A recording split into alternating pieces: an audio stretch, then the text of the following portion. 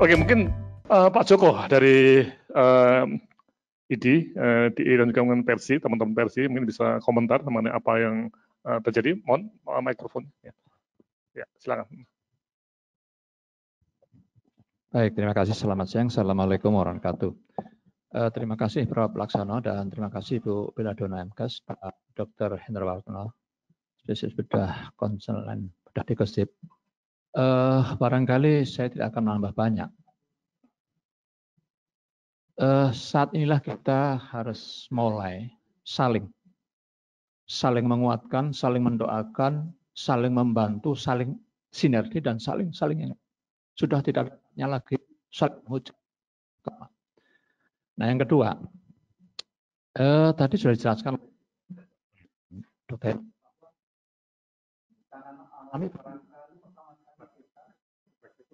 Ya? Baru pertama kali kita punya pengalaman. Kalau kita sebabnya tidak kelihatan dengan bencana Merapi misalnya. Ternyata walaupun tidak kelihatan sebabnya, tapi dampaknya luar biasa. Eskalasinya itu luar biasa. Penolongnya siapapun juga berbeda.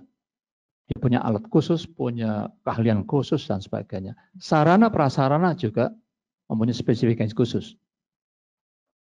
Nah, kalau kita kan dengan HDP yang ada di SNAS edisi 1, maka hampir skenario-skenario yang dilakukan itu saya belum pernah membaca, saya belum pernah mendengar. Apakah karena memang ketidaktahuan saya?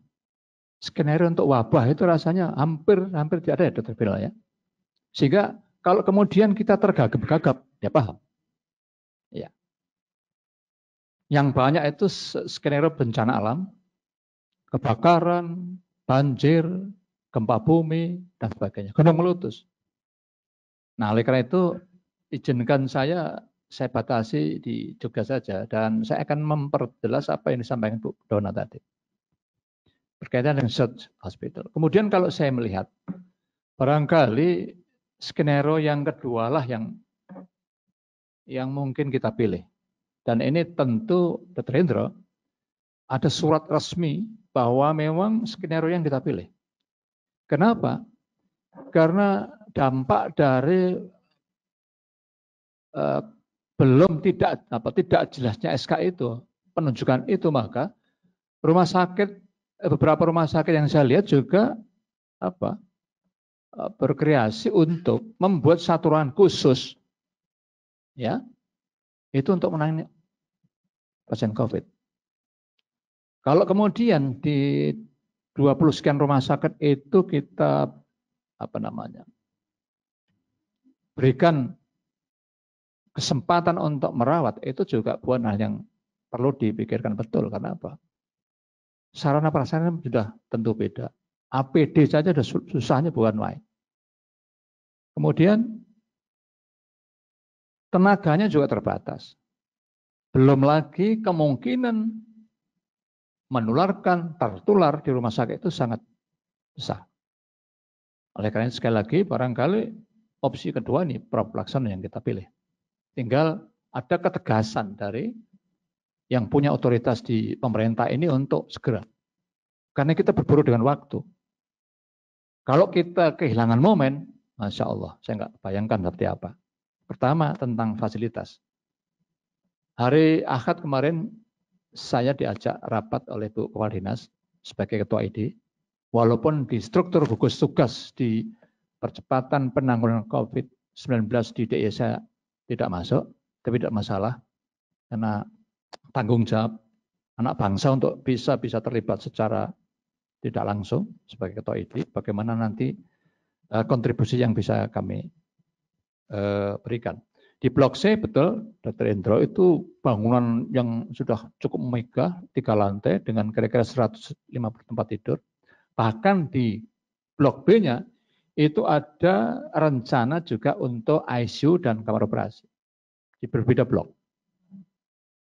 Nah, saya bayangkan kalau seandainya yang terjadi eskalasi yang luar biasa lagi, di sekitar RSPAU itu ada lapangan-lapangan yang bisa dibangun rumah sakit lapangan. Barangkali 2 atau 3 bisa. Dan insya Allah DIY ini punya potensi itu. Rumah sakit PAU punya tenda yang luar biasa bagus. Rumah sakit PKU Muhammadiyah Bantuan Jepang yang zaman gempa itu masih ada. Yang pakai udara itu dalam waktu sekian menit langsung berdiri, ada.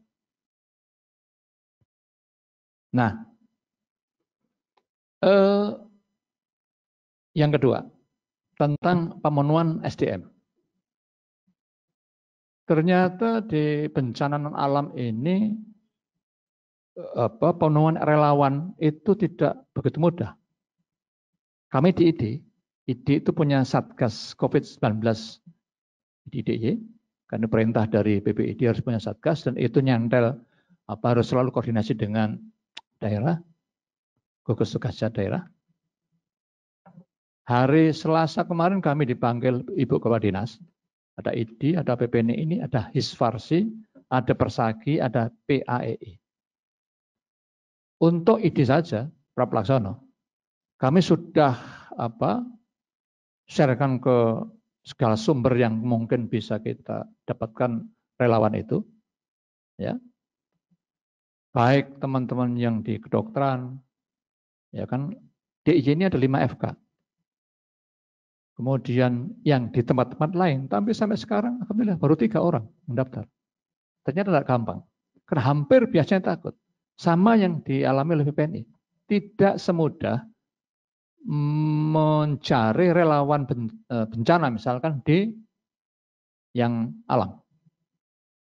Tapi kami terus tetap menyadarkan teman-teman agar bisa menyumbangkan tenaga dan pikirannya kapan lagi kalau nggak sekarang.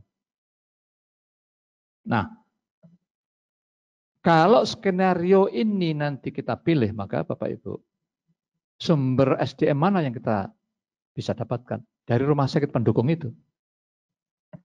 Saya bayangkan kalau skenario 1 yang dipilih, RSCU dijadikan juga perawatan untuk COVID, tentu kalau kita minta SDM-nya ya akan sulit. Ya saya nggak bisa kirim tenaga ke RSPKU karena PAU. Kenapa? Karena kami sendiri juga merawat. Akan susah itu.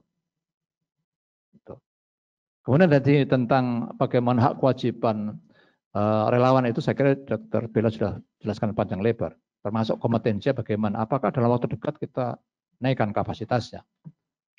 Nah kemudian yang ketiga tentang peralatan dan obatan. PD, obat, ventilator dan sebagainya.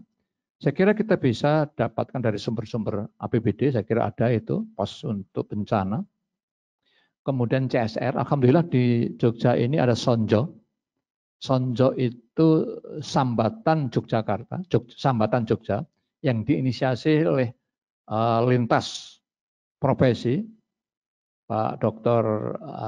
Rimawan Pradipto dan teman-teman dari Gajah Mada, dari UAJ, dari banyak rumah perguruan tinggi, dan banyak profesi, dan luar biasa bagus itu. Jadi WA-nya begitu cepat, bagaimana kita dalam waktu segera bisa mendapatkan APD itu,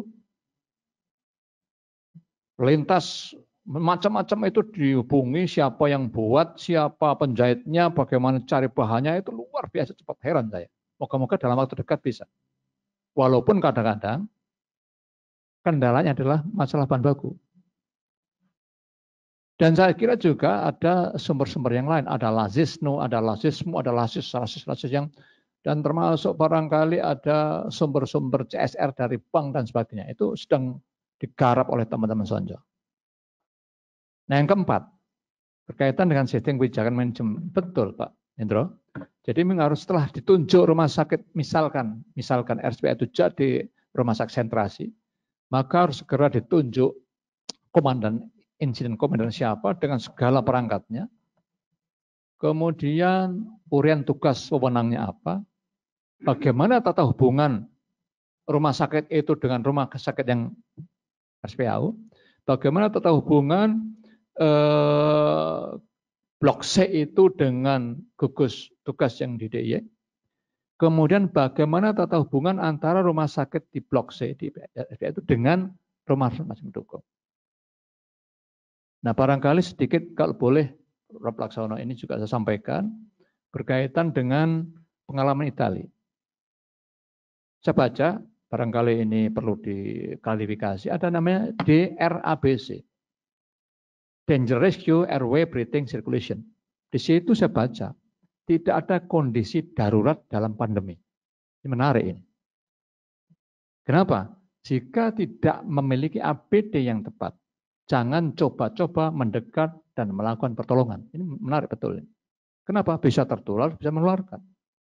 Sehingga kemudian PPID menyampaikan, dan himbauan itu sudah dirilis kira-kira beberapa hari yang lalu, tanggal 18, kalau salah, bahwa tenaga medis kalau APD-nya tidak standar, hati-hati betul. Dan kami juga sudah konsultasi dengan pakar etika, Prof. Yati dan Prof. Narto. Prof, kami di lapangan mengalami dilema etik yang luar biasa. Satu sisi harus menolong orang, tapi satu sisi kami juga harus selamat. Kenapa? Karena petugas medis itu faktor yang mampu, medis dalam arti luas, faktor yang mampu melipat gandakan kekuatan perlawan dalam masa pandemi ini. Maka mari kita utamakan keselamatan para petugas medis dalam arti luas. Terima kasih Pak Pelaksana. Assalamualaikum warahmatullahi wabarakatuh. Terima kasih Pak Joko. Jadi ini menarik, jadi tanggapan Pak Joko sebagai pelaku di lapangan. Jadi memang webinar ini kita akan membahas mengenai strategi untuk search yang ada di dan saya yakin provinsi lainnya juga pasti sedang memikirkan bagaimana untuk menghadapi lonjakan pasien ataupun penderita yang ada di primer ataupun di rumah sakit. Oke, kita masih punya waktu banyak untuk diskusi. Untuk itu kami persilahkan para peserta yang ada di seluruh Indonesia untuk bisa menggunakan chatting ya, ataupun menggunakan langsung mikrofon dibuka. Nah, yang chatting ada? Ada. Ya, silakan chatting dulu. Yang pakai tulisan itu. Nah, yang di live streaming, tolong dicatat ya. Anda bisa kirim WA atau SMS ke saya ke 081-125-3295. Tolong di, ya, pasti beri catatan 081-125-3295. Oke, sekarang kita lihat pertanyaan-pertanyaan yang kecil. Saya harus maju nih. Apa? Ya, Pak Fajarudin Siombing. Problem besar kita dan kapasitas adalah ketersediaan resources, koordinasi, dan leadership. Ya, sehingga di lapangan timbul permasalahan yang menyebabkan peran pasien untuk menghindari penularan tidak maksimal. Ya, silakan Bu Bella bisa, atau Pak Indro silakan atau menjawab tadi. Pak Indro dulu silakan. Nah. Ya, jadi sekali lagi kembali tadi itu kan intinya resources ya. Resources terutama adalah APD. Dan tadi Dr. Jawa sudah bilang itu APD itu sangat penting karena sampai kita punya dilema itu ya. Kemarin dari MSF itu sudah sampaikan salah satu syarat rumah sakit itu dinyatakan layak atau tidak merawat pasien dengan COVID adalah dia siap APD-nya enggak. Itu definisinya mereka. Jadi kalau menurut definisi itu semua rumah sakit kita enggak siap. Makanya ini tadi untuk pertanyaan ini jawaban saya adalah ya kalau merawat memang APD-nya harus siap, kalau enggak ya lebih baik seperti di Jogja disatukan aja. Dirawat oleh yang punya APD dengan baik. Nah, kemudian untuk kalau masih mau mengatasi hal lain yang APD itu bagaimana mengkoordinasi ya satu saja jalan adalah kolaborasi itu artinya saling tukar menukar resources. Mungkin yang bisa itu adalah tenaganya ya, tapi kalau resources obat atau untuk test kit atau terutama APD saya nggak yakin. Itu problem kita di situ. Jadi Pak Hendro, ini Pak Fajar ya. Pak Fajar kalau mau dibuka silahkan loh. Siap-siap untuk bicara. Jadi sarannya lebih baik kita dari misalnya ada 10 rumah sakit ya pilih 1 atau 2 yang fokus untuk penanganan COVID sehingga terjadi pool yang baik untuk supply, untuk staffnya, untuk logistik, tenaga juga bisa dilatih, dan tadi yang Pak Joko katakan bisa pinjem tenaga dari rumah sakit yang tidak menjadi rumah sakit COVID ya. Jadi search-nya memang lebih baik jangan semuanya dulu ya, kecuali kalau suatu ketika habis semua ya. Ya, oke, ini ya. Mohon Pak Fajar, oke Pak Fajar, ini ada mau dibuka nggak? Nggak, offline. Oh ya sudah. Jadi itu jawabannya Pak Fajar. Nanti kita tulis juga di jawabannya. Oke, berikutnya dari Pak Helmi. Waduh, banyak nih. Ada 3 satu aja ya. Nggak bingung nih. Apakah ada cara untuk membuat online networking COVID di mana ada program rumah sakit dan perhimpunan profesi yang wajib berpartisipasi, termasuk untuk orang awam buat satu pelaporan. Nah ini, terus saja ini yang saya jawab aja ya. Ini kita di DIY membangun WAG khusus untuk ini ya. Online network WAG yang sekarang ini kita bahas namanya Search DIY. Ini membuka untuk semua pihak, silahkan masuk, tapi kita fokus pada bagaimana tenaga medik atau kesehatan itu bisa menghadapi search ya. Kemudian yang kedua, faktanya rumah sakit sering mengalami keterlambatan dalam pengecekan lab untuk konfirmasi COVID-19. Keseringan pasien sudah di-swab tapi hasil nggak tahu gimana, pasien keburu meninggal. Jadi ini ragu apakah datanya itu sebenarnya. Karena dalam kondisi perburukan, maka mortality akan jadi hampir 100%. Data ini yang tidak ada secara nasional. Padahal ini sebagai bagian penting, nggak kelihatan nih, tenaga medis untuk menentukan pasien mana yang layak kita berikan bantuan pada saat search capacity. Oke, silakan. Tadi mana? Yang tadi? Ya ini, ya. Monggo, Bu Pila atau Pak Joko atau Pak Endro? Ya. Mau menjawab dulu? Ya, silakan.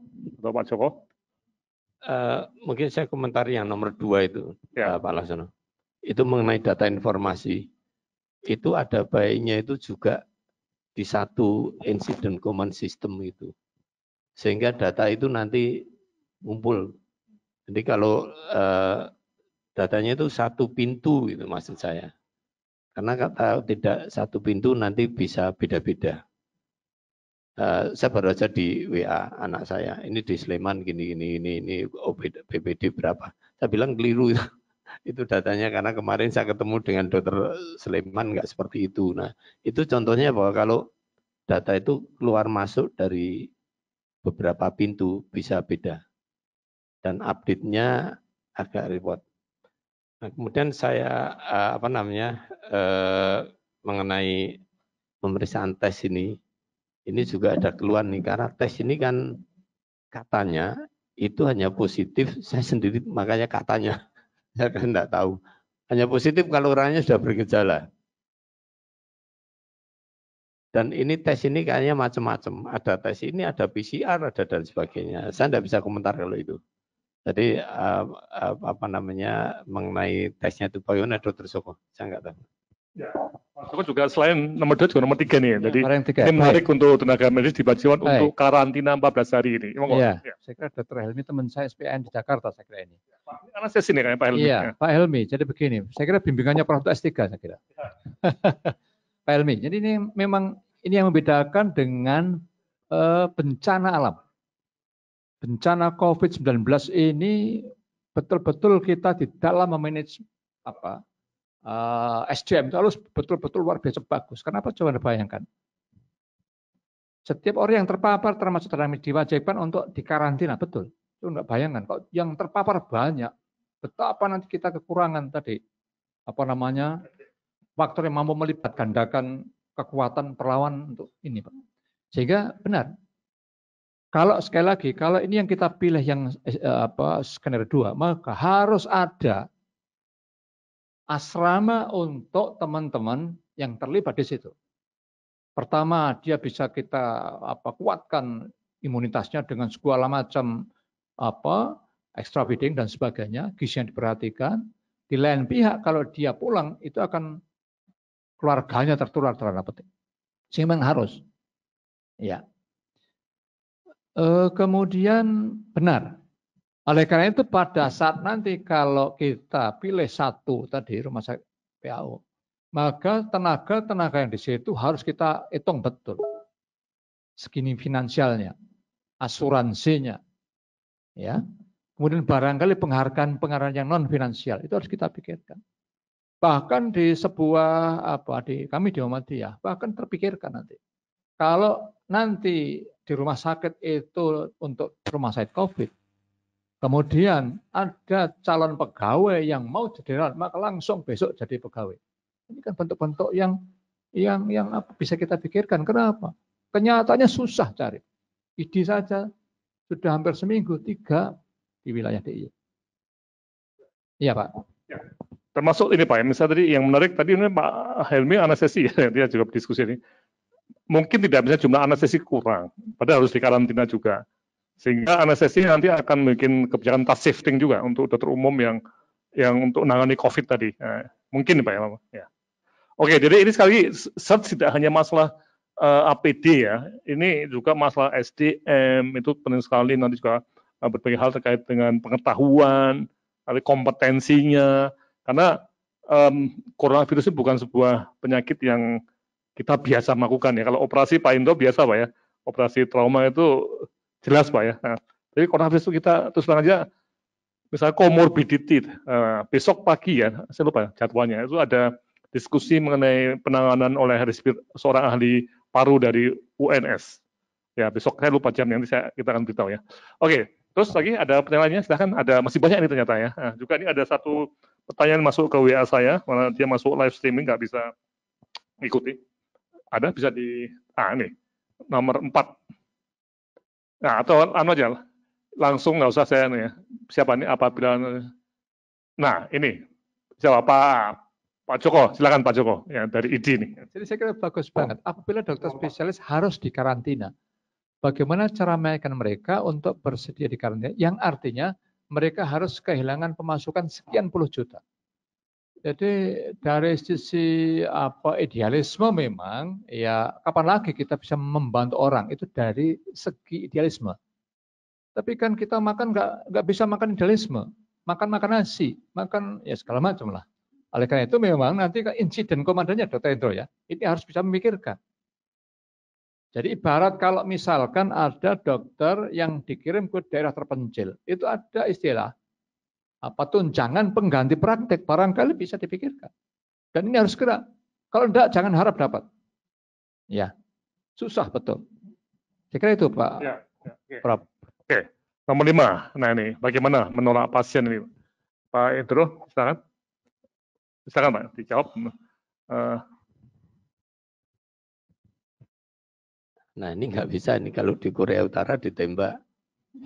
Kalau di sini nggak tahu. Itu di video di kemarin saya lihat YouTube, itu orang yang tidak mau diperiksa dikeluarin dari mobil itu langsung di kerangkeng dimasukin. Kita tidak bisa.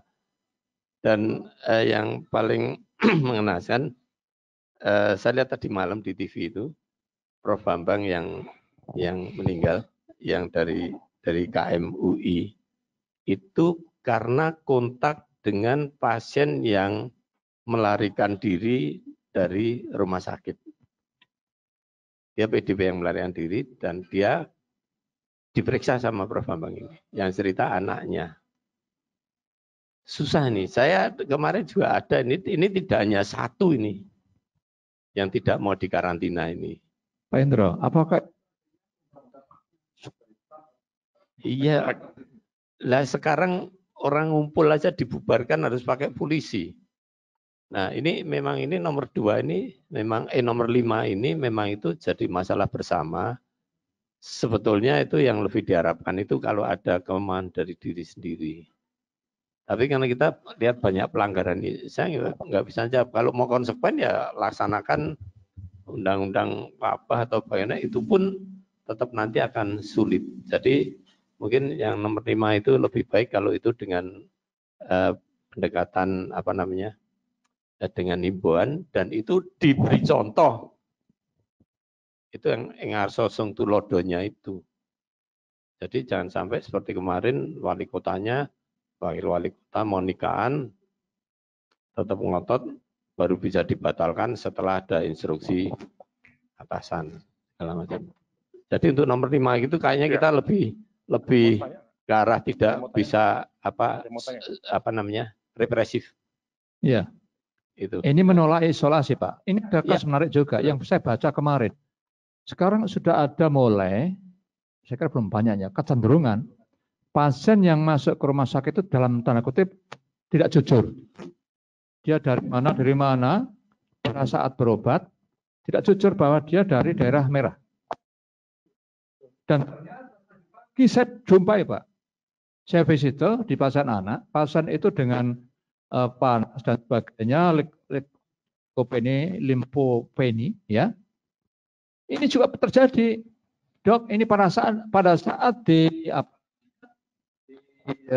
screening di UGD itu tidak ngaku, tapi sekarang baru tahu, iya saya, ini kan juga ini problem juga. Ya, oke.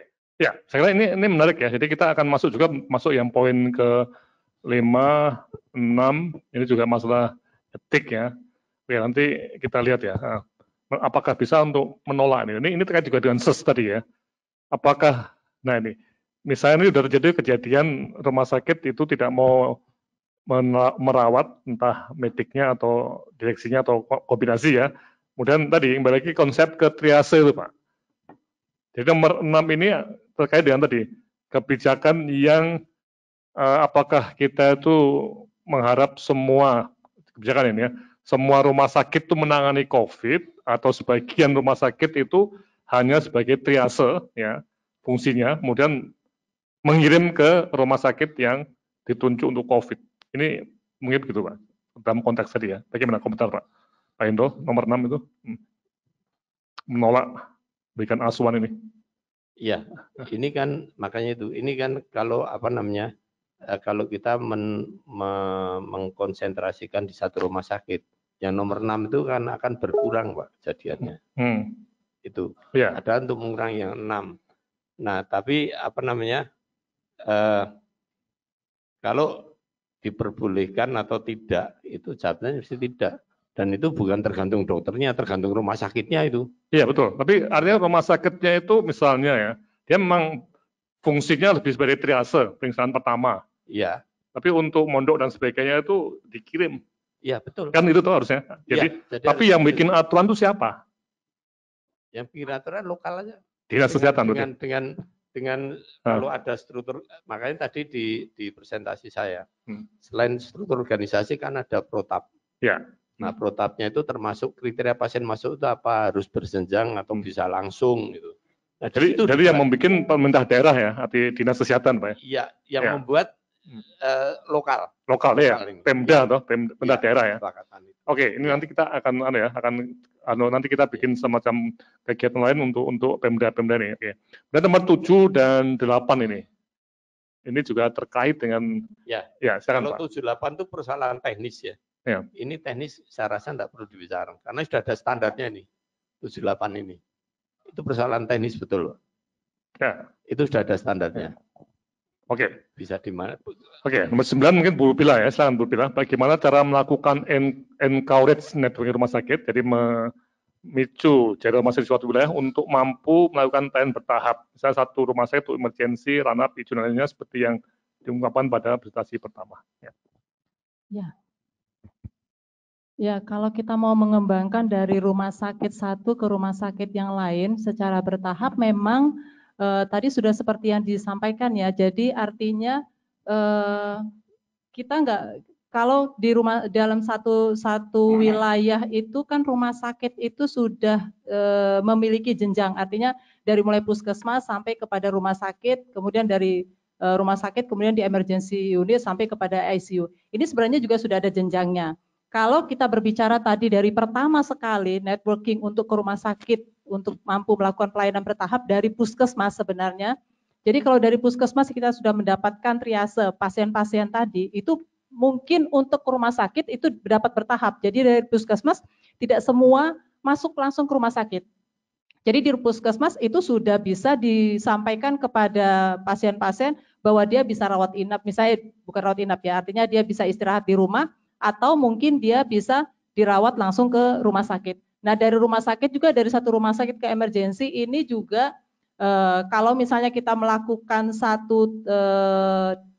kita fokuskan, salah satu contoh tadi skenario kedua kita lakukan, artinya ada rumah sakit yang sudah kita fokuskan, maka tahapannya adalah dari puskesmas ke rumah sakit dan dari rumah sakit itu nanti langsung masuk ke rujukan. Jadi mereka memang tahapannya adalah tahapan triase yang masuk ke rumah sakit. Mungkin itu ya yang dimaksud ya. Encourage networking rumah sakit di satu wilayah untuk mampu melakukan pelayanan bertahap. Jadi satu rumah sakit itu emergency, rawat inap, ICU dan lain ya. Jadi mungkin itu maksudnya Pak Laksono. Jadi artinya kita bertahap, makanya kita perlu skenario kedua tadi supaya ini bisa terlaksana. Jadi dari mulai puskesmas masuk seperti contoh mungkin yang nanti mungkin bisa kita sampaikan bagan kemarin ya Dr. Joko ya, ada bagan yang dari rumah sakit, kemudian rumah sakit sampai ke tapi tidak masuk di puskesmas ya. Jadi dia ada bagannya itu yang mungkin tadi belum tidak kita sampaikan ya.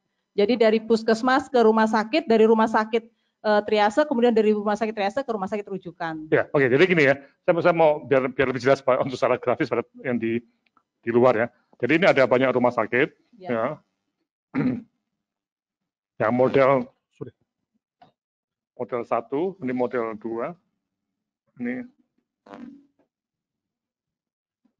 Jadi yang dimaksud yang model yang kedua itu hanya 1 atau 2 ya.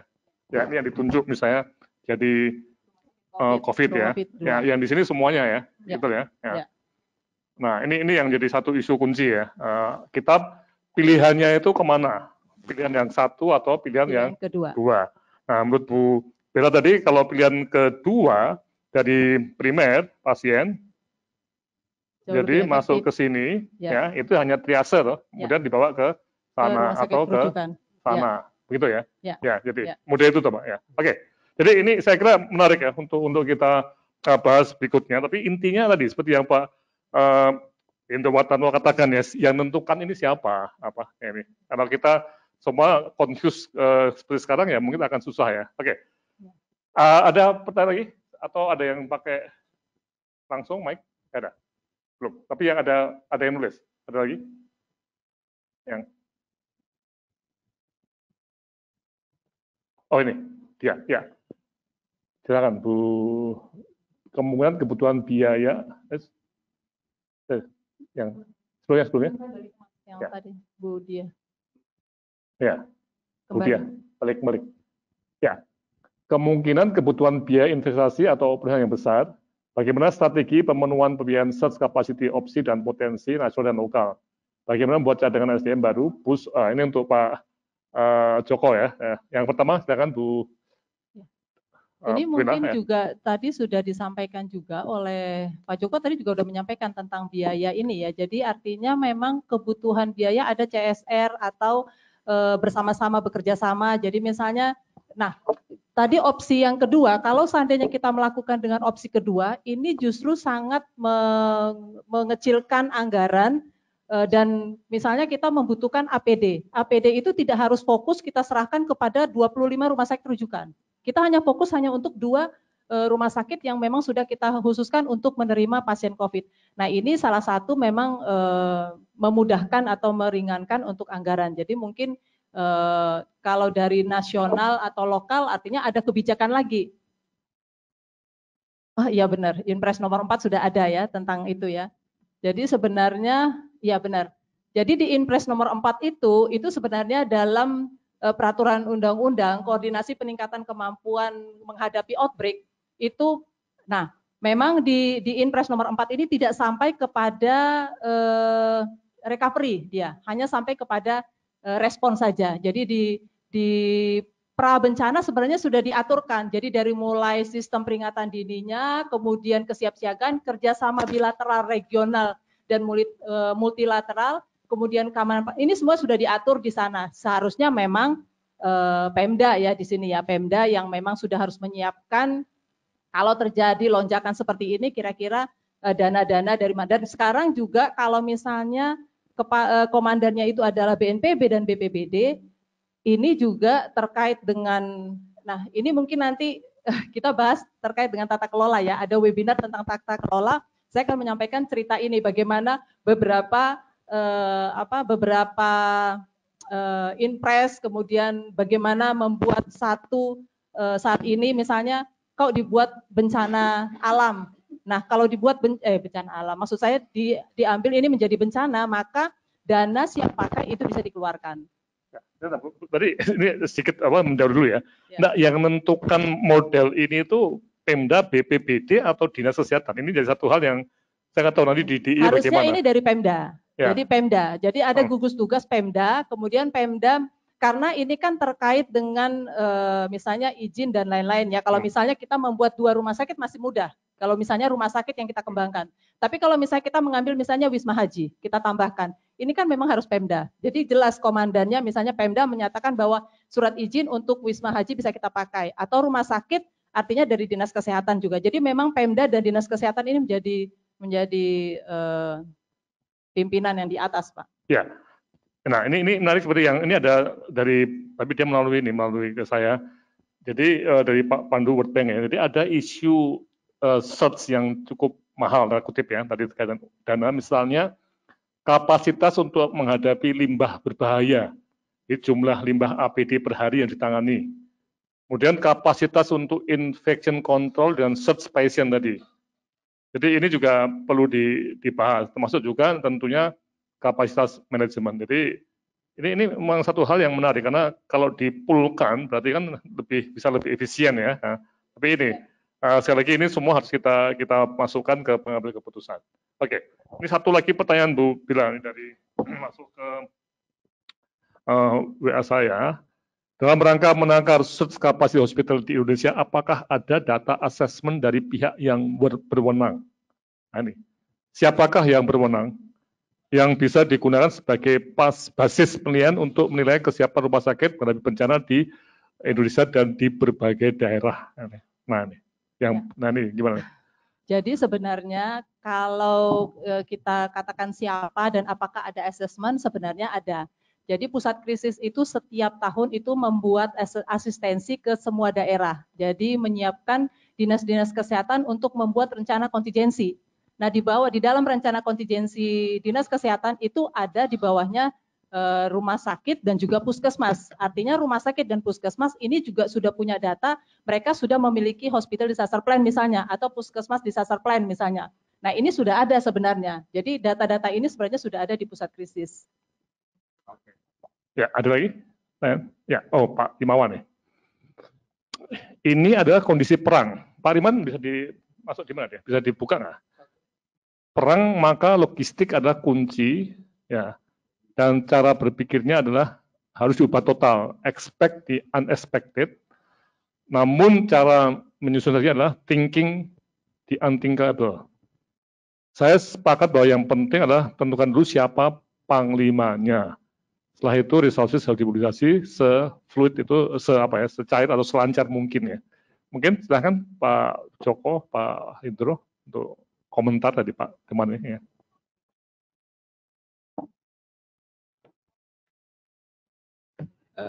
Pak Rimawan Deru ini. Bukan dari Fakultas Ekonomika dan Bisnis UGM. Dia ahli ketidakpastian. Ya. Ya, jadi memang intinya kalau bencana itu plan B, bukan plan A. Bencana itu bukan business as usual. Ya. Jadi memang harus expect the unexpected, thinking the unthinkable. Karena dalam bencana itu everybody business is nobody's business. Kalau kita berpikir dengan cara biasa nggak jalan di dalam bencana itu. Ya, jadi saya setuju bahwa nomor 1 itu harus tentukan dulu panglimanya, sehingga nanti tidak hanya bantuan yang bisa dibagi, tapi prosedur itu. Seperti tadi Pak Laksono bilang, ini yang menentukan bahwa akan dijadikan 1 itu boleh enggak itu siapa? Ya panglimanya itu. Panglimanya itu dalam hal ini kalau kewenangan total panglimanya adalah kepala daerah. Itu. Karena BNPB itu mengambil keputusan berdasar masukan dari kepala daerah. Ya. Nah, tapi ini Pak, nah ini apa pertanyaan dari Bu Menen ini, apakah kita bisa mengusulkan ke Pemda? Nah ini gimana prosesnya nih? Itu sebetulnya kalau yang saya dengar Pemda itu sudah menentukan ini kok. Sudah? Pemda itu sudah. Gimana Pak Joko? Apakah, tapi sudah ada deklarasinya nggak misalnya ini, karena yang disebar di WA Group itu masih 25 rumah sakit tadi. Baik Bapak sekalian, jadi di ini karena belum ada kejelasan dalam tanda kutip SK resmi. Di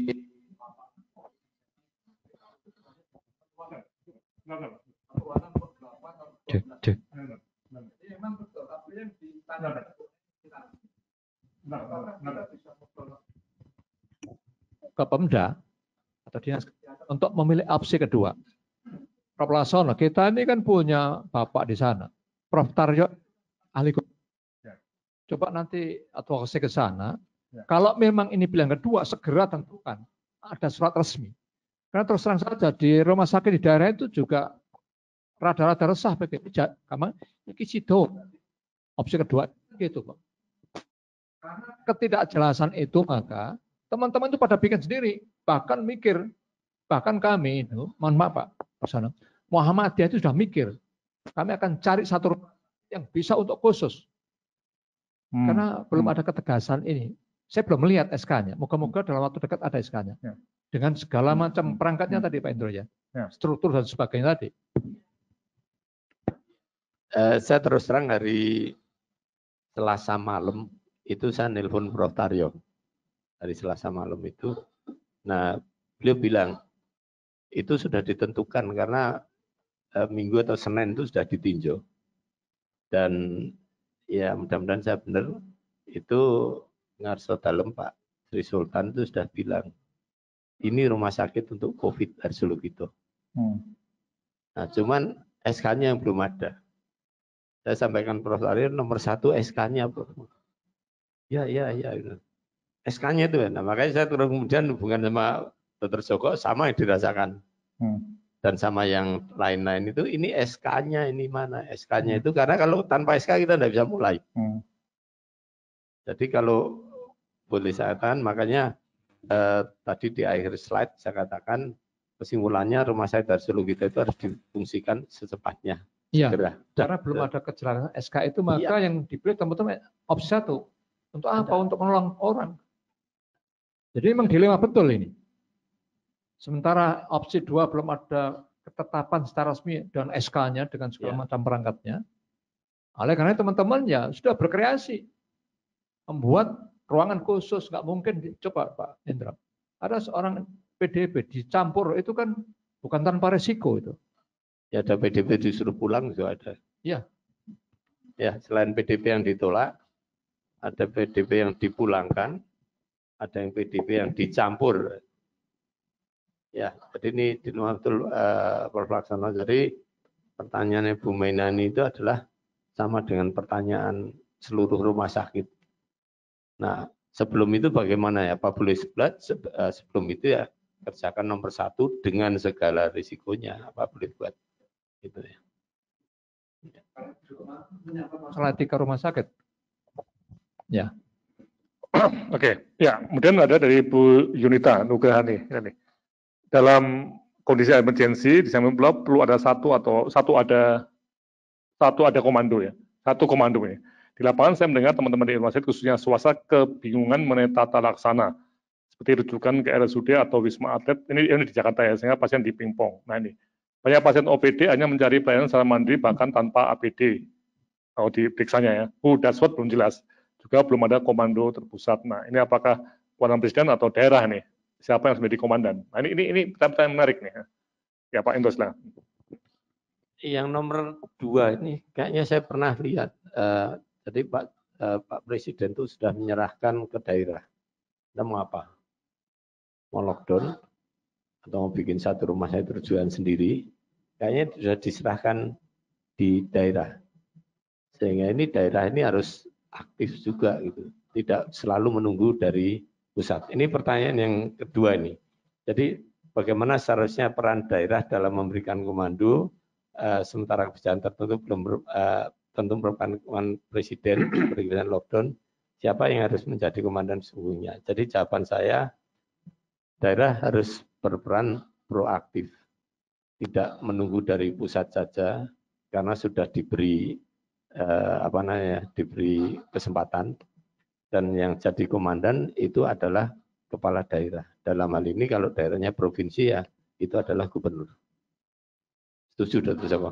Ya, saya begini Pak, saya pernah baca, lockdown itu ada dua sisi yang ekstrim. Lockdown yang sebelah kanan itu yang ekstrim dengan segala macam risikonya. Dan lockdown yang kiri dalam tanda kutip herd immunity. Jadi semua dibebaskan gitu. Tapi ternyata ini saya lihat, saya baca, saya amati, Indonesia pilih yang tengah Pak. Ya, Jadi tidak terlalu kanan, tidak terlalu kiri. Ya. Tapi dengan segala risikonya juga. Ya. Itu. Jadi Ketua BNPB sendiri kan sudah bilang, ini lockdownnya ini ya, itu kita tidak usah bicara lockdown, ini adalah cara Indonesia. Ya. Jadi, nah itu di tiap daerah mungkin asam. Ini Prof Taryo nih. Ya. Halo Prof. Halo. Ini ada yang masuk ke saya juga. Ya, silakan. Ini berkaitan dengan pertanyaan Budia, Inpres nomor 4 itu harus dikawal. Kalau tidak ada pengawalan ke Pemda bisa tidak tepat sasaran. Nah, Pemda nggak punya kapasitas menentukan skenario, nggak setuju. Ini sepertinya tidak setuju untuk Pemda karena Pemda tidak punya kapasitas terkait untuk menentukan skenario tadi.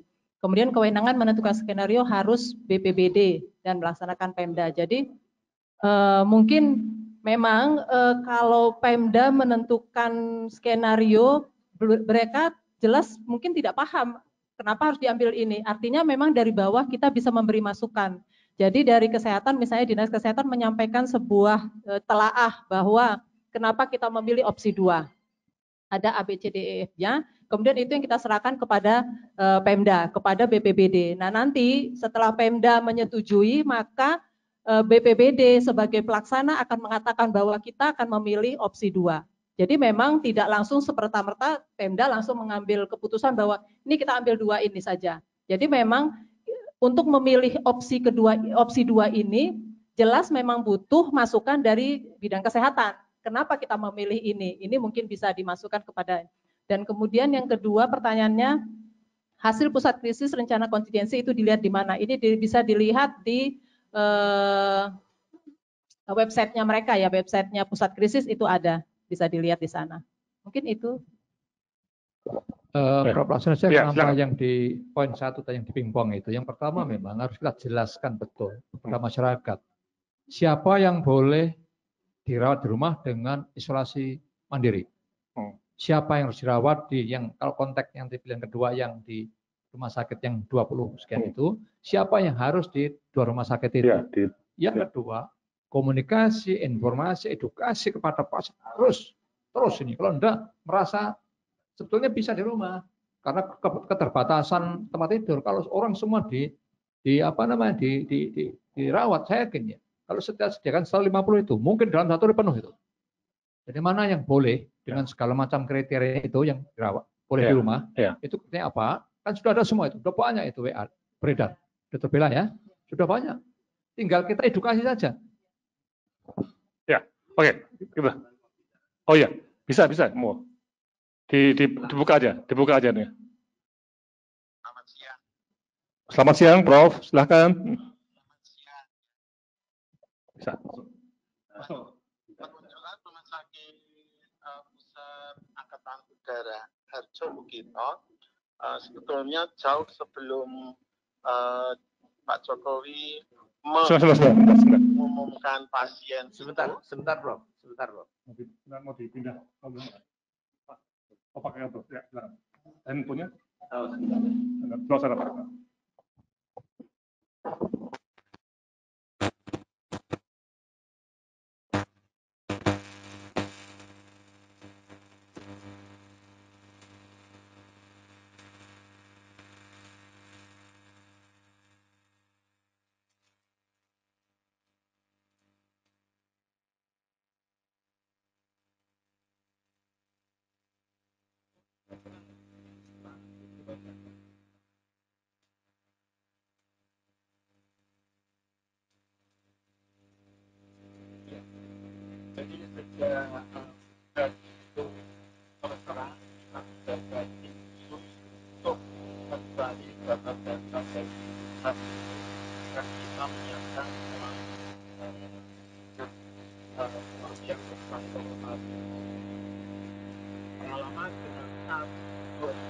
ada yang kemudian dengan guru namanya cek lanjut pemeriksaan darahnya, kemudian guru, kemudian kasus hari ini pasti akan datang ke Indonesia.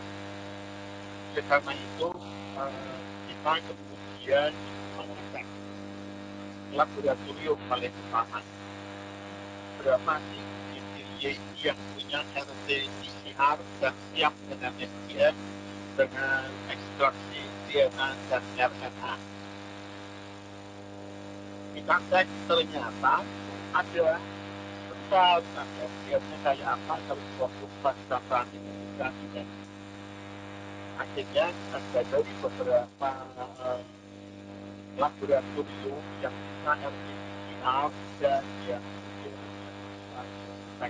ekstraksi RNA, ekstraksi DNA itu kita pilih satu dulu yaitu BCKL Jalan Timur.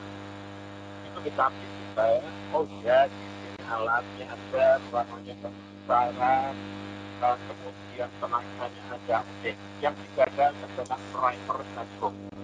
Dan otoritas diklarifikasi dari Dinkes saat itu. Setelah laboratorium ada, kemudian kita cek. Tahun kita punya sel, kita cek sampai kita hanya punya 8 sampai 9 sel. Per atau per kenaikan pasien itu kalau sudah dari 8 juta. Menggunakan satu sawah itu adalah hal yang sangat krusial karena akan ikut menyebarkan beban sawah. Kemudian kita lihat vaksinasi mempunyai baru sumur. Sumur hanya beberapa bulan pasien yang bisa masuk di situ dan terisolir dari sawah tidak seperti satu. Bagaimana BPK, bagaimana rumah sakit yang lain. Karena pada awal ditetapkan 21 rumah sakit dari 4 rumah sakit yang ditutup dan ditutup dari kemana-mana, pengalaman dan negara-negara di Eropa itu lebih baik kita konsentrasikan di satu rumah sakit. Contohnya kalau di Eropa biasanya sebenarnya rumah sakit, akademik, dan semuanya kosong, tidak untuk pasien yang lain. Tetapi juga di Jakarta, misalnya di Wisma Atlet, di Bandung Utama, kita kemudian sudah punya list daftar yang paling mungkin adalah rumah sakit besar angkatan udara. Karena apa? Satu, sebagai pembangunnya tidak. Tenaganya yang berani personil kali ini merupakan rumah sakit pertama atau pertama di angkatan udara. Lebih bagus daripada rumah sakit pertama di mana tempatnya ada bentuk baru, bentuk yang ada 51 ruangan dan itu memenuhi syarat sebagai suatu rumah sakit karena memang itu dan rumah sakit. ICU-nya ada, di belakang ada sandaran untuk siap dan kalaupun laboratoriumnya ada, kemudian yang paling dekat sama dengan warga asli tapi komandan juga itu perintah dan tidak bisa ditantang. Tahun dari pemerintah itu secara kemudian untuk bisa dari polis dan jaksa sangat tidak. Kemudian satu untuk pasien masuk itu ada sehingga silah rumah sakit yang mampu dan untuk bukan. Kemudian semua teman-teman dari PT dari dokter-dokter yang sangat menentukan adalah rumah sakit bisa siap. Kemudian setelah itu dari anak, kemudian dewasa, kemudian YTP dan sampai lain. Ini tempat untuk pasien masuk, biasanya mobil yang batuk, yang tidak batuk, sampai satu yang berat, berat, kemudian yang tengah untuk sedang, paling atas untuk risiko yang paling rendah. Sudah ideal sekali. Tinggal nanti APP ditanggung oleh pemerintah daerah. Jadi saudara sudah di sana dan menetapkan dia supaya ini dipercepat rumah sakit ini sebagai rumah sakit rujukan. Bagaimana kalau pasien lebih dari 200 artinya full dan kita harus mencari alternatif lain. Dan sudah ada beberapa alternatif, saya belum bisa menyebutkan karena ini harus diiringi yakin betul kesiapannya menjadi satu rumah sakit. Ada dua yang kita siapkan, sehingga saya pikir sampai pada sampai pasien kita mampu untuk tinggi. Demikian Pak, itu alasan.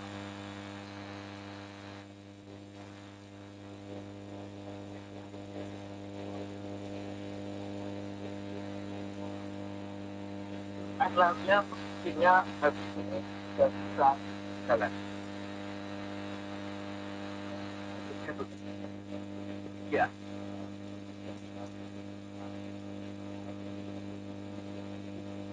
Tidak, itu tidak. Kemarin sana hari pertama kedua kita sudah dari sana pelajaran itu untuk APD dan sebagainya itu mudah. Untuk tenaga itu persatuan perawat, kemudian seorang koordinasi dan kesehatan.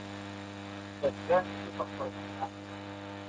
Asal biasa seluruh rumah sakit diharapkan dan itu harus bisa untuk mengirimkan dan harus mengirimkan tenaga yang dibutuhkan di rumah sakit rujukan tersebut. Ya, hari ini sudah saya memantau sampai tadi pagi tadi itu mestinya siang sore sudah keluar. Karena itu sebagai masukan teman-teman di RSIA untuk bekerja.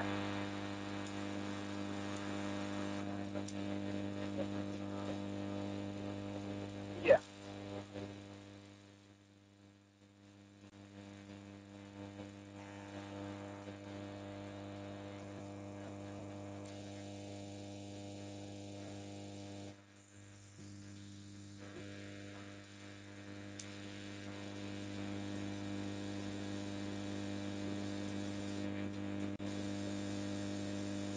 Baik, itulah yang tadi benar yang tadi kita ada cermati betul yang taruh mono dan itu pembantu karena di situ sudah ada bagaimana alur dari rumah, kemudian fase 1 mana-mana fase 1, kemudian fase 2, fase 3 dan mana-mana yang bisa langsung ke rumah sakit rujukan.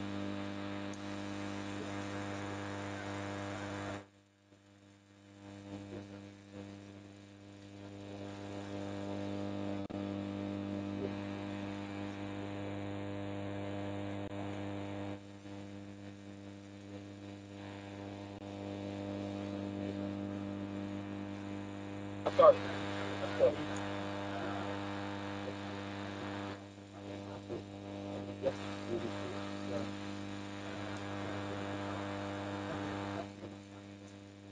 Iya.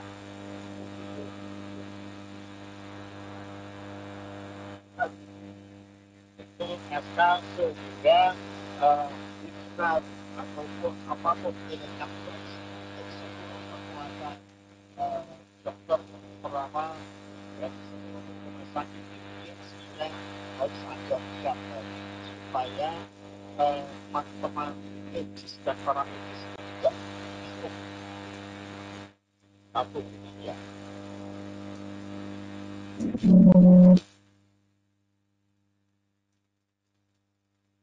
Oke, mohon maaf ya, ini karena suaranya tidak begitu jelas, karena Pak Saryo masih di telepon. Jadi pada intinya, Pak Saryo sebagai staf ahli epidemiologi menyatakan bahwa memang lihat yang masuk akal itu yang berdua itu ada satu rumah sakit yang tetapkan bahwa tetap untuk bukan negara hakim tetap. Nah, ini yang memang masalah pengeluaran SK itu masih agak panjang. Tapi katanya tetap lagi ini. Jadi hari ini kita tunggu. Jadi ini menarik. Jadi tapi search capacity di DIY itu tumbuh pada rumah sakit dan untuk pertama kali. Nah, kalau bagaimana mengenai SDM, bagaimana financingnya, itu tentunya akan mengikut dari sana. Sekarang kita selesai dulu waktu tinggal sedikit ya. Itu tadi berapa lama nanti Joko bisa melalui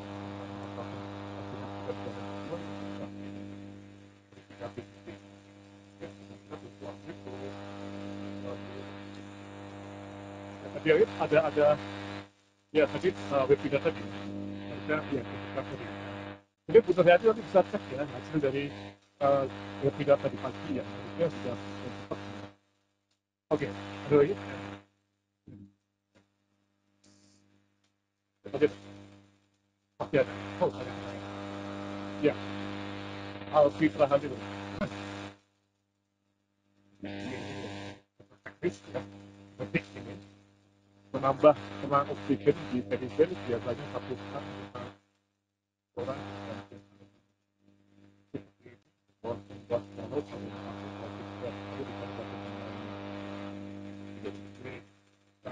Bu Alfitra atau Pak Alfitra ada di mana? Jadi Bu Pfizer bisa menjawab ya, komentar untuk Pak Joko, ada di sini.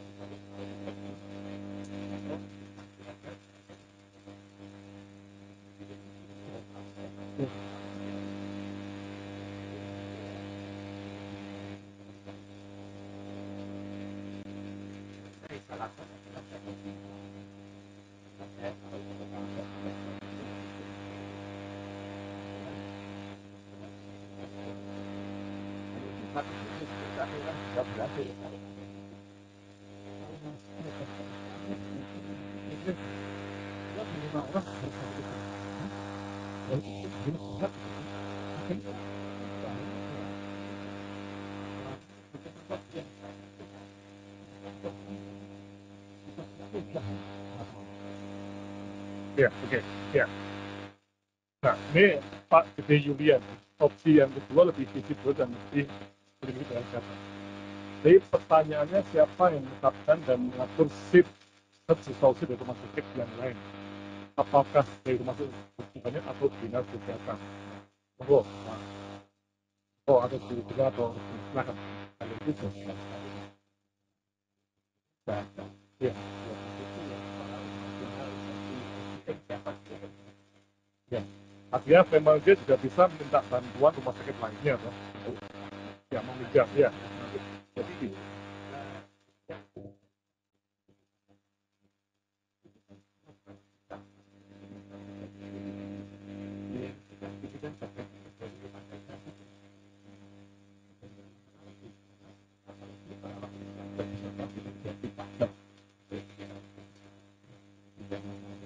Ya, Pak Gede dan juga bisa. Iya.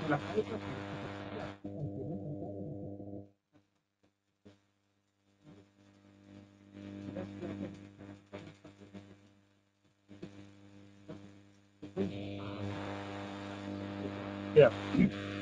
Dan nanti kalau sudah keluar SK dari gubernur ya, itu menarik. Kita akan bisa melihat bagaimana rencana search-nya lonjakan untuk SDM. Kan macam-macam, ada logistik, ada SDM, ada obat, macam-macam masuk limbah kritiknya ini semua harus pakai strategi. Nanti ini ya Mbak Putu ya yang akan muncul skenario yang bagaimana ya. Nah, ada Pak Gede bisa komentar nih Pak Gede di mana Pak Gede silahkan. Ya sudah. Pak Gede tolong itu diklik tanda mikrofon yang merah itu sudah jadi hijau. Halo Pak Gede. Bisa. Oke. Nggak ada. Aku tinggal lompat ya.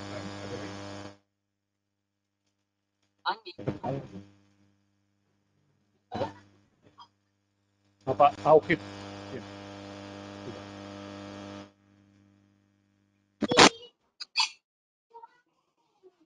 Siapa? Bapak siapa? Taufik. Silakan, Bapak Taufik silakan. Halo, Pak Taufik. Ya, nggak bisa. Ya, tutup. Ya. Sudah, coba lagi.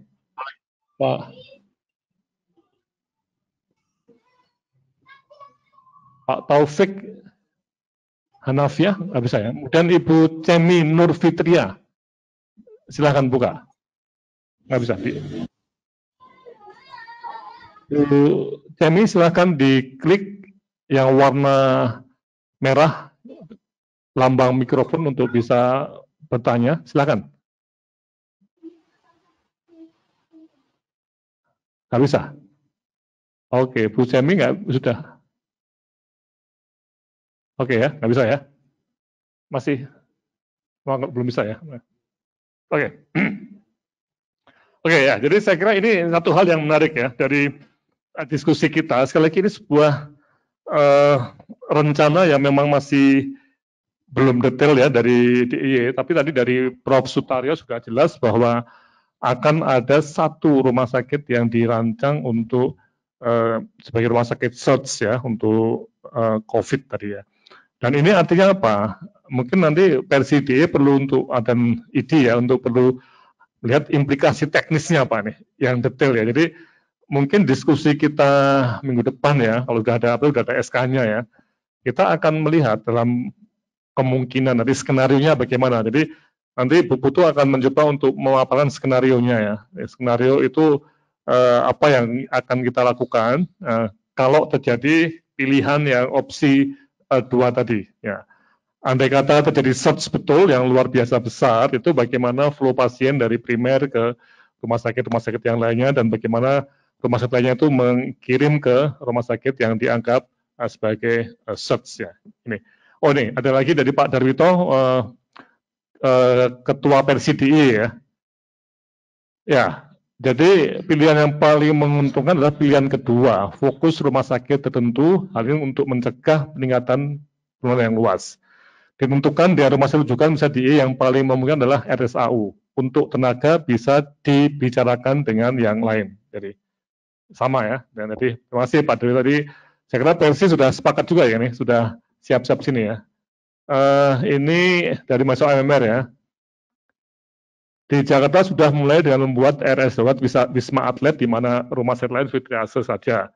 Jika demikian, apakah daerah lain tidak membuat cara yang sama dengan Jakarta? Apakah akan buat opsi sendiri? Ya, nah ini yang sedang kita bahas ya. Ini untuk sementara di rumah sakit RSAU ya, yang jelas ya. Dan di sana menurut Pak Joko ada satu bangunan yang masih kosong, Pak ya. Berapa kamar, Pak ya? Berapa titik sana kita? Ya. Untuk ICU dan OK dan rawat inap juga. Jadikan ruang perawatan barangkali bisa. Jadi masih luas ya, ya masih luas ya.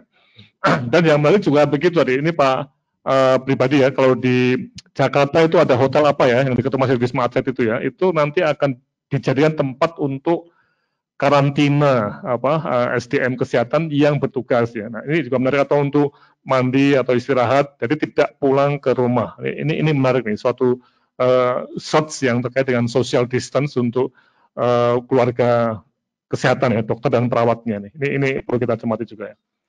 Dari Pak Yun Akbar, ya, rumah sakit yang tidak mampu melayani COVID secara komprehensif sebaiknya menutup pelayanan karena berpotensi meneruskan transmisi COV. Harus dipisah mata rantai dan segera mungkin. Ada komentar? Ya sudah, ini sudah yang lain. Sudah ya? Ya. Oke, sudah. Saya malah ada satu lagi, Bung Ira. Ya, silakan. Di Jakarta itu muncul angka 6.000. Nah di sini angkanya berapa? Wisma Atlet itu kan untuk 6.000 orang. Nah di sini kita mau muncul angka berapa? Saya bukan ahli epidemiologi, tapi mesti dihitung. Itu 150 itu sudah cukup belum? Kalau 150 itu jauh di bawah hitungan, kita kan sebenarnya menyediakannya lebih. Tadi Prof. Taryo bilang itu masih bisa diperluas. Tapi habis itu beliau kalau Pak Joko itu, Dr. Joko tadi bikin rumah sakit lapangan di sebelahnya. Kalau Prof. Taryo tadi kan mereka skenario-nya kan cari rumah sakit lain. Nah ini perlu dipertimbangkan. Kalau saya sih mendingan memperluas di situ, karena di situ aksesnya mudah sekali dan tetap mengumpulkan itu. Kalau nanti dipisah bubar lagi. Itu nanti yang mungkin perlu. Jadi di DIY itu kalau di Jakarta angkanya 6.000, di sini berapa? Itu pertanyaan saya. Ya, mungkin kalau terkait dari pernyataan di Jakarta 6.000 di sini berapa, ini kembali lagi kita daerah harusnya membuat simulasi, skenario dari simulasi. Berapa kira-kira angka yang akan kita dapatkan kira-kira sampai pada pertengahan April misalnya. Nah, dari sini kita bisa menentukan apakah cukup Dropmed. Iya, pusat Dropmed bisa membuat ini ya. Jadi ada simulasi, kita harus menentukan. Jadi sama seperti HDP juga kan kita suruh mereka menganalisis risiko kira-kira berapa paling terberat, paling memungkinkan yang terburuk, angka yang bisa kita capai sehingga kita bisa menentukan apakah cukup hanya RSAU saja atau kita bisa pertambahan dengan rumah sakit lapangan atau dengan rumah sakit karantina lainnya seperti itu mungkin. Ya, baik. Oke, ada Mbak Putu? Ya, silakan. Ada satu dari Mbak Putu untuk ini satu lagi pertanyaan tapi nanti terakhir ya. Ya, silakan. Terima kasih Prof. Laksono tadi mengomentari yang Prof sampaikan mengenai adanya hotel mungkin ya di sebelah Wisma Atlet yang digunakan untuk tenaga kesehatan. Saya rasa itu penting sekali karena ada berita yang beredar ya, entah ini benar atau tidak, tapi bisa jadi terjadi perawat yang bekerja di sebuah rumah sakit yang menangani COVID itu sudah mulai mendapat sanksi sosial dari masyarakat sekitarnya gitu ya. Jadi dia ketika kembali ke tempat tinggalnya itu sudah mulai dijauhi oleh masyarakat karena mereka ketakutan dengan tertular itu. Jadi saya rasa penting sekali untuk punya tempat semacam shelter gitu untuk para tenaga kesehatan ini. Kemudian yang kedua tadi menanggapi yang Bu Bella sampaikan, saya rasa kita bisa bekerja sama dengan pusat Dropmed ya, karena di sini juga ada Dropmed, di situ bisa ada Mas Doni yang juga mengamati dan pastinya punya hitung-hitungan tentang proyeksi pasien ini.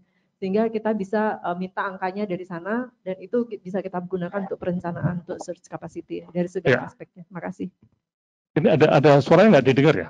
Dengar ya? Masih ya? Masih didengar ya? Masih baik ya? Oke. Ya, ini ada satu pertanyaan, bagaimana untuk menangani mental health tenaga kesehatan jiwa atau tekanan ini yang tadi mungkin terkait dengan tadi Mbak Putu juga ya, apakah masa-masa ya tadi turnya apa cutinya itu berapa hari, berapa jam itu yang perlu dilihat dan ini saya nggak tahu nih, mau Bu. Ya. Sebenarnya kalau ini saya melihat pengalaman kita di UGM ya, jadi di UGM itu kita ada dari psikologi yang mereka, kita punya call center, kemudian call center itu dihubungkan dengan bagian psikologi, sehingga ada pasien-pasien atau masyarakat atau apapun yang telepon ke call center yang ketakutan karena isu yang begitu banyak saat ini, itu bisa dibantu oleh psikologi membantu menenangkan mereka. Jadi mereka yang punya sistem bagaimana caranya untuk menenangkan masyarakat. Jadi mungkin itu bisa kita gunakan. Ya, artinya kita harus melihat pada petugas juga ya. Makanya tadi konsep untuk bekerja di pengasingan ya, atau di karantina dia itu kerja, jadi tidak pulang ke rumah, kemudian dipantau di satu entah hotel atau apa ya, itu jadi satu kunci juga untuk search ini ya. Jadi ternyata search tidak mudah ya, sangat-sangat kompleks ya. Ya.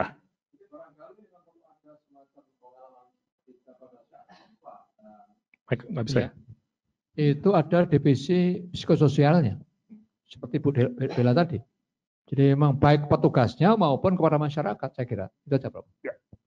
Oke, saya kira ini termasuk tadi ini bagaimana meningkatkan imun bagi tenaga medis dan kesehatan ya. Ini juga menjadi satu isu yang kunci ya. Sekali lagi bahwa kita tidak hanya sekali ini ya diskusinya, tapi nanti akan lebih detail lagi, termasuk bagaimana search untuk kesehatan mental dan fisik dari tenaga medik dan tenaga lainnya ya. Oke, saya kira ini ya, karena waktunya kita harus berdiri jam 3 persis, jadi kita udah 2 jam udah melebihi dari apa yang harus dilakukan ya. Nah intinya saya akan membuat semacam resume bahwa yang saya baca sebentar ya. Jadi kegiatan search ini memang mau tidak mau harus kita rencanakan ya. Jadi lonjakan itu sesuatu yang mungkin bisa sedikit, menengah atau banyak sekali. Jadi kita akan membahas berbagai skenario. Minggu depan kita akan membahas satu skenario ya, model skenario yang bisa kita pakai, dan nanti kalau misalnya sudah ada SK dari gubernur mengenai DIY ya, tadi RSPAU tadi ya, satu menjadi pusat rujukan COVID tadi, itu nanti kita akan membahas skenario detail mengenai search di bidang SDM ya, search di bidang staffnya, APD, ventilator dan sebagainya. Search di bidang SDM-nya, apakah akan ada semacam pengaturan bersama untuk jaga bagaimana supaya mereka itu tenaga medis tetap tahan, tetap secara fisik dan psikis tetap tangguh. Ini semua akan kita bahas detail, termasuk search mengenai financing-nya, jadi pendanaannya. Apakah juga ada filantropi? Kemarin dari RSPI Prof. Suryanti sudah menyatakan bahwa bantuan